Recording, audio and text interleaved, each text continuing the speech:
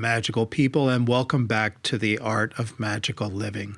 First of all, I want to apologize for the lack of content on this channel for several weeks now, but there's a good reason for it, and that's because I have been working on my tarot course, The Art and Magic of the Tarot Fundamentals, and it is indeed a fundamental tarot course. It covers everything from the history to how to be an effective reader and everything in between. It truly is the most comprehensive tarot course that I know of.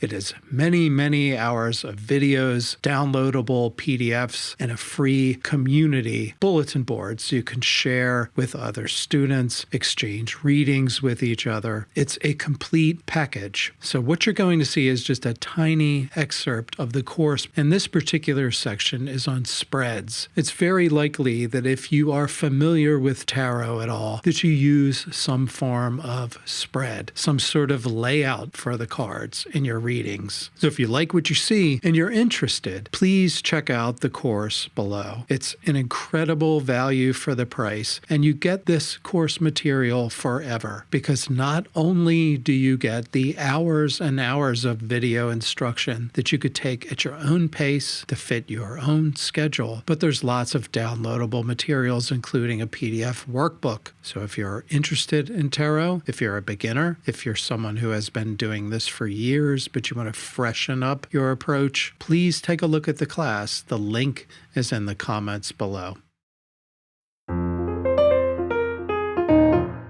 And I'd like to say a word about spreads. Here you will see the James Bond 007 tarot game. Remember, that was my very first deck. It came with this laminated sheet that had the Celtic Cross spread. And if you got into tarot in the 70s or 80s, you will undoubtedly have come across the Celtic Cross. Now, some people love the Celtic Cross. Unfortunately, since this was my first deck, I thought you had to read the cards this way. So the poor people I inflicted my readings upon, I apologize if you're watching this. Because what I did, I would take the cards, I would plop the card down into that position, like let's say card number 1. I would read that little paragraph about what card number 1 meant in the present position. Then I would read the definition of the card, the meanings of the card from the book that came with it. And could you imagine going through that process with someone? Ugh.